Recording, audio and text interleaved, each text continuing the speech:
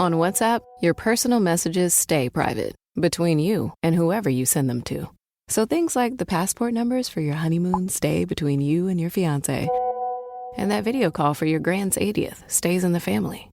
Even your streaming password stays between you and your college roommates, who still ask for it every week in your group chat. Because on WhatsApp, your personal messages are yours. No one else can see or hear them, not even us. WhatsApp, message privately. This podcast is sponsored by Talkspace. You know when you're really stressed or not feeling so great about your life or about yourself? Talking to someone who understands can really help. But who is that person? How do you find them? Where do you even start? Talkspace. Talkspace makes it easy to get the support you need. With Talkspace, you can go online, answer a few questions about your preferences, and be matched with a therapist. And because you'll meet your therapist online, you don't have to take time off work or arrange childcare. You'll meet on your schedule, wherever you feel most at ease. If you're depressed, stressed, struggling with a relationship, or if you want some counseling for you and your partner, or just need a little extra one-on-one support, Talkspace is here for you. Plus, Talkspace works with most major insurers, and most insured members have a $0 copay. No insurance? No problem. Now get $80 off of your first month with promo code SPACE80 when you go to Talkspace.com. Match with a licensed therapist today at Talkspace.com. Save $80 with code SPACE80 at Talkspace.com.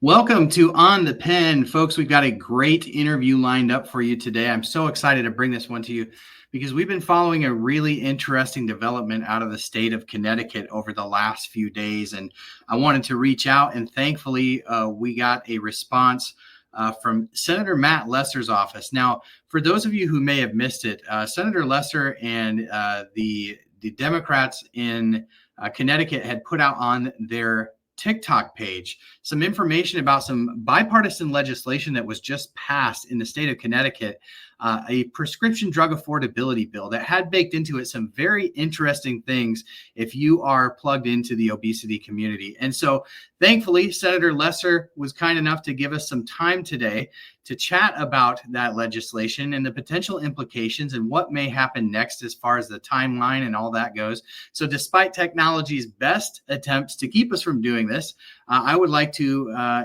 welcome in Senator Matt Lesser. Senator, welcome to the program. So great to join you on this really important topic, and glad we could get the technological kinks worked out. As am I. Yeah, it's always fun, right? At the last second, everything decides to go haywire, but I appreciate you bearing with me and again for being generous with your time today. So let's get right into it. The state of Connecticut passed some prescription drug affordability legislation. Can you just give us a little bit of background about this bipartisan legislation and how it impacts residents in the state of Connecticut? Yeah, so shortly after the election last year, I reached out to some of my colleagues. I'm a Democrat, but I reached out to a couple of Republicans and to a House Democrat, so I'm in the state Senate. And, I thought, clearly we're divided as a country. Clearly on the issue of healthcare, we're particularly divided. There's not a whole lot that the parties agree on, and I know the country's in different places, but perhaps there's some room to work on the issue of prescription drug affordability. And the reason is a couple-fold. One, it's a huge economic impact on families across the state, across the country. You don't have to travel too far to hear people complain about the price of prescription drugs. And when they look into the issue, they realize that we're paying the highest prices for drugs in the world and for the same drugs that are available literally everywhere else. And then as state policymakers, we don't have the luxury that the federal government has of being able to print money. We can't even under our state constitution run a deficit. We have to balance the budget each and every year. And what we've seen for the last umpty years is huge increases in the cost of prescription drugs that we have to pay for all sorts of things that the state pays for. So we have inmates in our Department of Corrections. We also have the state Medicaid program that we oversee. And of course, we have to provide prescription drugs as part of the healthcare plan that we offer to state employees and retirees. So we're seeing huge increases in costs there. And so the question is there something that we can do to bend the cost curve to help families in the state afford prescription drugs? Can we create some sort of consensus? And we started meeting. We had a bunch of meetings, and we started talking and just see if there was areas of common ground. And it turned out we had a lot, and we actually wound up putting together a number of recommendations, and we put together a pretty incredible bill that looked at all aspects of the prescription drug marketplace, and we tried to figure out what can we do to put forward that it isn't targeting one area, but can we look at all of the different players and ask them to do more on the subject of affordability. So we got a lot of that in there, and of course I know you're particularly interested in the part that's specific to GLP-1s, but we are, but the bill was comprehensive and does a whole lot of different things. And so it wound up being, it was the last bill to pass of the year. We passed it 2 minutes to midnight on the last night of the legislative session. Gave me some minor heart palpitations, but it wound up passing overwhelming numbers in the House and the Senate. And normally when things like that happen, it's because they've been watered down. This bill was not watered down. It's a pretty aggressive bill that will hopefully, provide some new direction for the country. Excellent. And on that topic of how you think that this could impact the rest of the country, let's talk about that.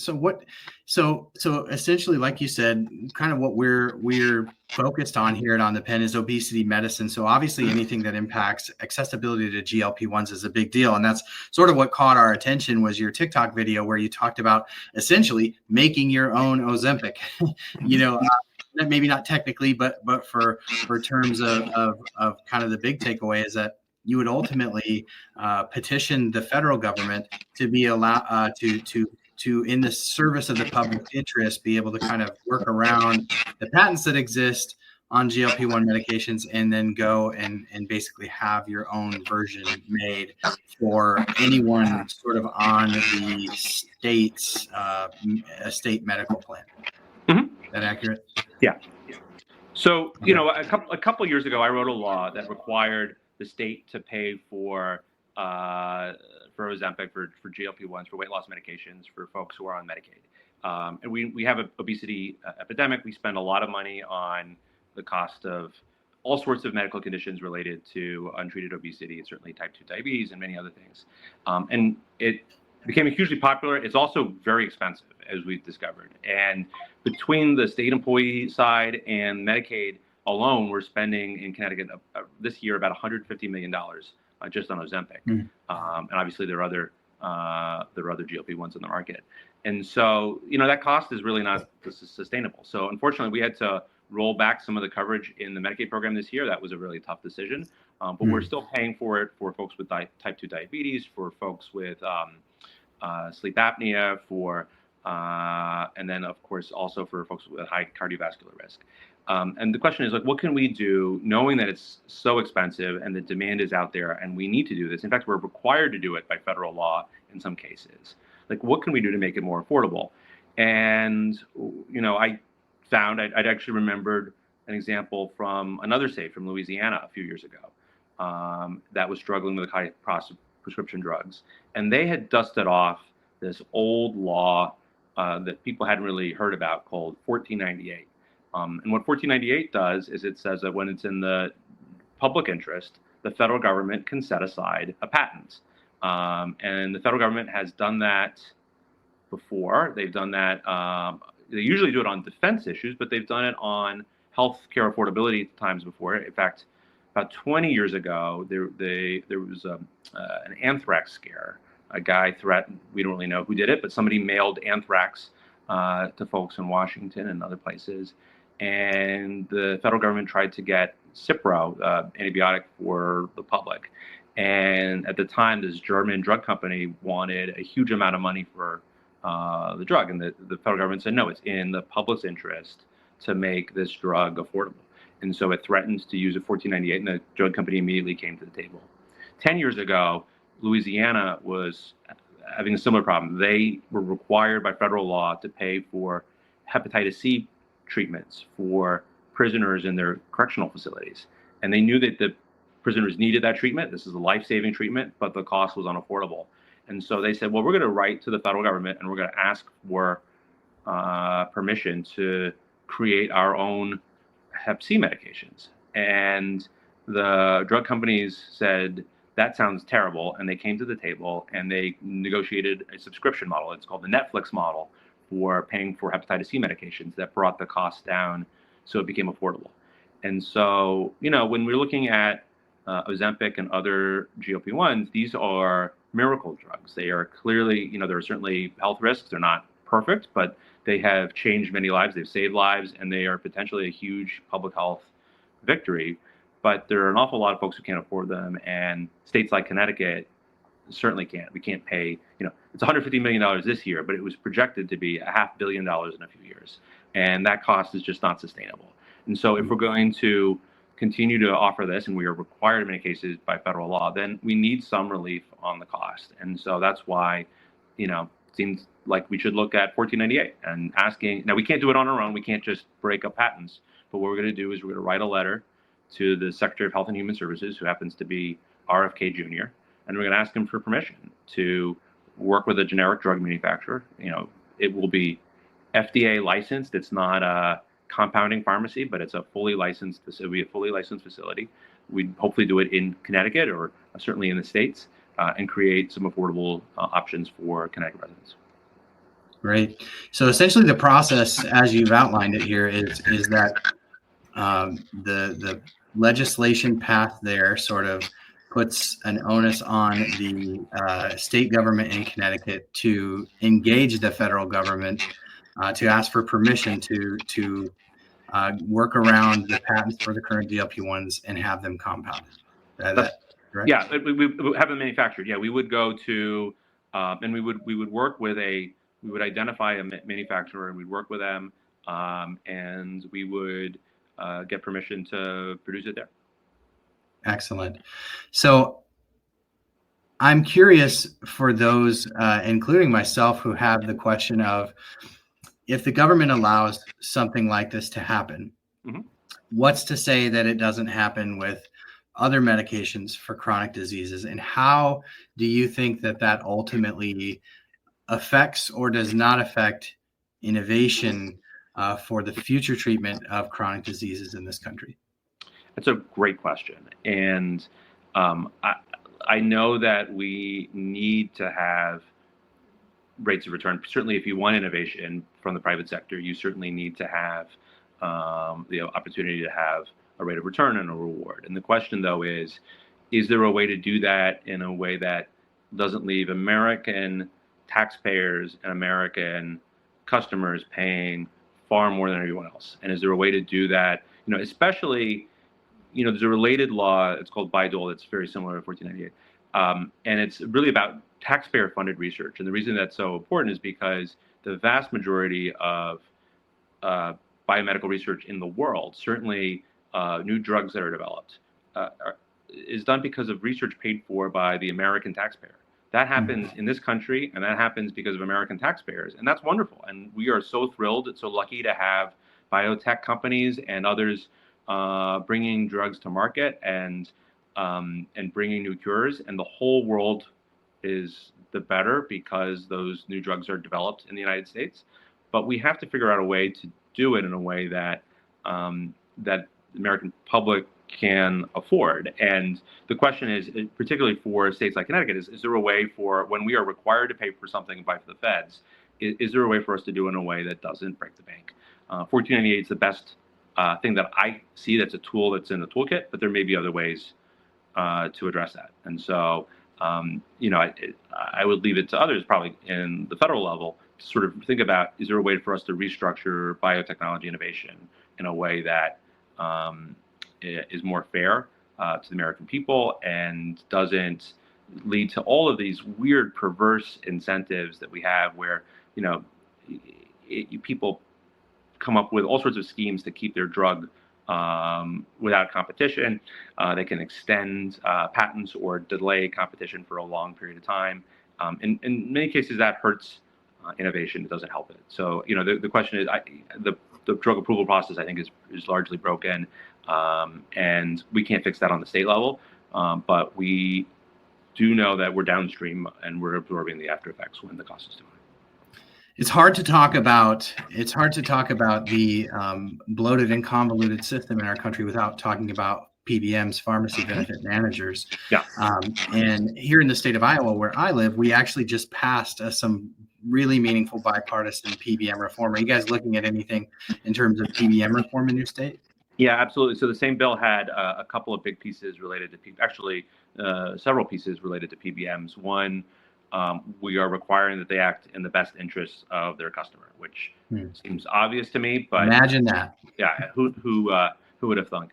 And then we're also requiring that they offer at least one plan that offers. So PBMs work by collecting rebates from the drug manufacturers, and so what we're saying is that at least one of the plans that they offer to employers, they should provide a full pass-through pricing, where they just promise to give that whole rebate to the employer, so that you benefit when there's when that rebate happens. So you don't have just the money going in all directions and benefiting the PBM.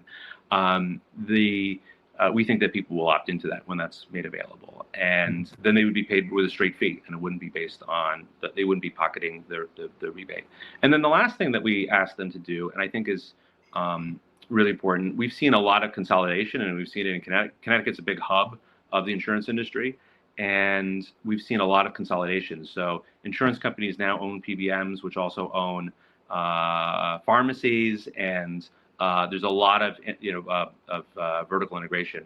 And This podcast is sponsored by Talkspace. You know when you're really stressed or not feeling so great about your life or about yourself? Talking to someone who understands can really help. But who is that person? How do you find them? Where do you even start? Talkspace. Talkspace makes it easy to get the support you need. With Talkspace, you can go online, answer a few questions about your preferences, and be matched with a therapist. And because you'll meet your therapist online, you don't have to take time off work or arrange childcare. You'll meet on your schedule, wherever you feel most at ease. If you're depressed, stressed, struggling with a relationship, or if you want some counseling for you and your partner, or just need a little extra one-on-one support, Talkspace is here for you. Plus, Talkspace works with most major insurers, and most insured members have a $0 copay. No insurance? No problem. Now get $80 off of your first month with promo code SPACE80 when you go to Talkspace.com. Match with a licensed therapist today at Talkspace.com. Save $80 with code SPACE80 at Talkspace.com. so we're trying to get more data from the industry about money moving within the system. And so we have a lot more reporting, sort of pierce that corporate veil and find out what's going on under the hood. Yeah, it definitely seems from my point of view and my cursory kind of look into this that pharmacy benefit managers kind of were where insurance companies turned to for profits when the ACA capped the profitability of health insurance companies. And so I'm thrilled to hear that that's being looked into. And it seems like, when we talk about obesity and we talk about these medications, and you listen to some of the committees that are assembled on Capitol Hill and some of the people that come up to testify, it seems like both sides of the aisle understand that something has to be done about the pharmacy benefit managers in this country, and also bipartisan consensus around the importance of tackling obesity and the importance of access to these medications. It definitely seems to be a bipartisan issue, but it seems like nothing happens unless it's happening at the state level. So that's part of the reason that I was piqued here, because the way that I see it is when we talk about the fairness of the American taxpayer and the American patient when it comes to prescription drug coverage, we do need to do something. But it seems like there's consensus in Washington, but no action.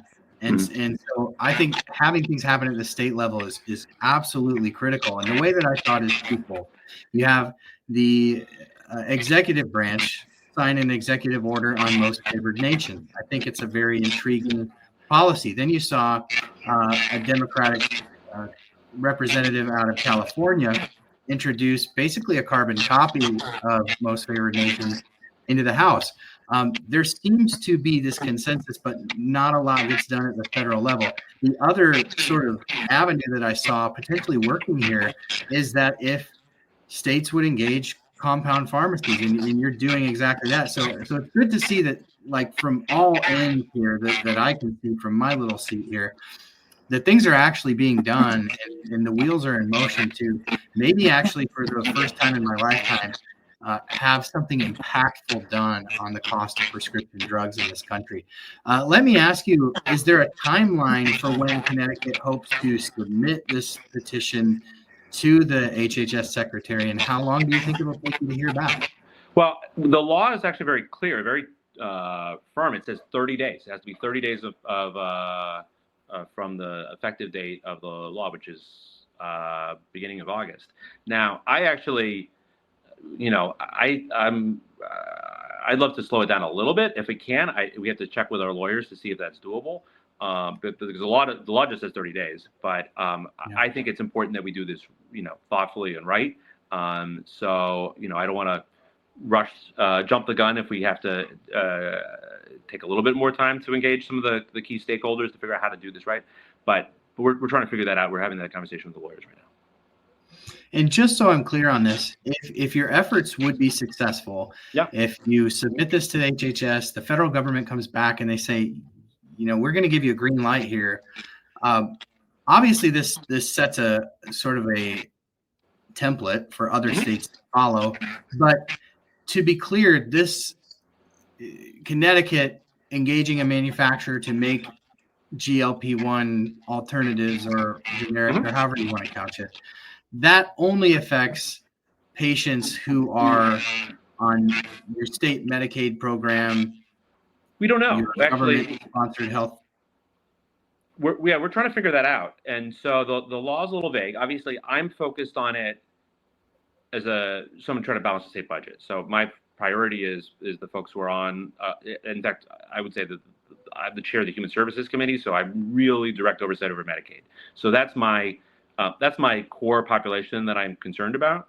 But I think we should have a conversation sort of broadly about who can we benefit, and I'd love to benefit as many people as we possibly can.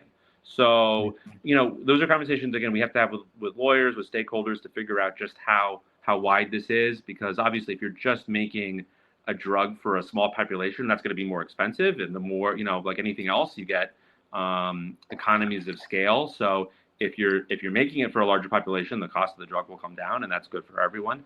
But we have to sort of think thoughtfully about what that looks like and what the political environment is, what the economics are, so it can be sustainable. Do you have any sort of sense from the federal government? Obviously, this has to be on their radar that you pass this legislation. Do you have any sort of sense as to how this might be received by the administration? I don't. And I have had conversations with the Trump administration, and I'm a big Democrat. I'm a critic of Trump on 1,000 things, but on the issue of drug affordability, they have been really interested in some of the state level efforts that we've been working on, and I think that's great. I haven't on this specific issue, and I will just say, I think ultimately this is going to be a call that the secretary is going to have to make, and he is a wild card. He is no friend of the drug industry, and he's also been a critic, and I think you would know better than I do, of GLP-1s. He doesn't seem to be a fan of them. So, I don't really know what he's going to do on this. And I don't know. He's a wild card, and the president's a wild card. And I think that probably has gotten the attention of the prescription drug industry. It's certainly something that we're thinking. We have our executive branch in Connecticut has actually pretty good relationships with CMS. I think the governor went to college with Secretary Kennedy, and they know each other for a long time. But we'll have to see how things shake up. It's going to be an interesting gamble, and there are a lot of different pieces of the bill. So if this works, then that'll be wonderful. And if it doesn't work, we have a lot of other things we're going to keep trying until we get this thing right and we figure out how to bring down the cost of prescription drugs. Yes. Well, for me, I appreciate your efforts on this. I appreciate the fact that you are doing something big to tackle a problem that is big. I mean, somebody has to think outside the box, and it's almost, when you think about how you were able to do this on a bipartisan consensus in the state of Connecticut, I think around the country, we realize that the problem of obesity and type 2 diabetes and the associated comorbidities are so big that it's hard to disassociate the conversation about obesity with the future of our country at all, because it impacts our economy, and it impacts our healthcare system. It impacts so many things and touches so many things. We have to get serious about having a whole of government approach to how we're going to fight this. And never in my lifetime has there been an effective treatment for obesity outside of surgery, something that could be so accessible to people, something that's so simple to manufacture. I love that you've approached this from the greater public good standpoint.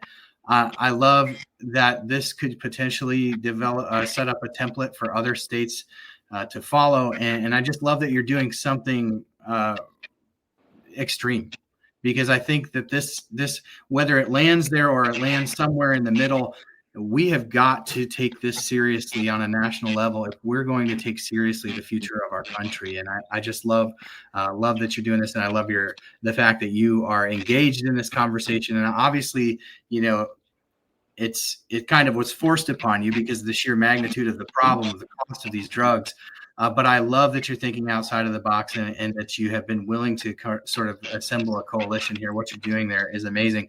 How, Senator Lesser, can people follow you and get more information as this thing progresses? Do you plan to do updates on your social media accounts? Yeah. All of this. I will definitely be updating folks on social media. You can follow me on TikTok or Twitter or Instagram. Those are all the platforms. And we're going to be things are going to be developing fast this summer, and we're going to see what partnerships we can develop with the administration to figure out how to address this issue, because it is so important. We cannot balance the state budget unless we fix this issue. We've got enough other challenges, and this is just one more pressure that we just can't afford. So we have to figure out how are we going to do this, and if we can pass on the savings to everyone, then that's a template for the rest of the country. Agreed. To the extent that OnThePen can be helpful to you and a resource to you, we have an open invitation for you to come back anytime, share as this progresses, and to the extent that we can be helpful, we'd love to offer that as well.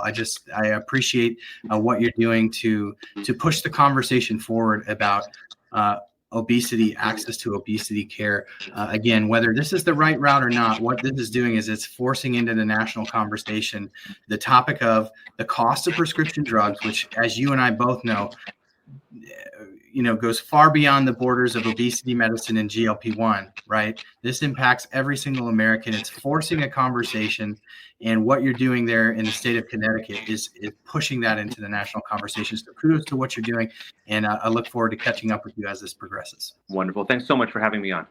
Yes, thank you for being generous with your time. I appreciate it.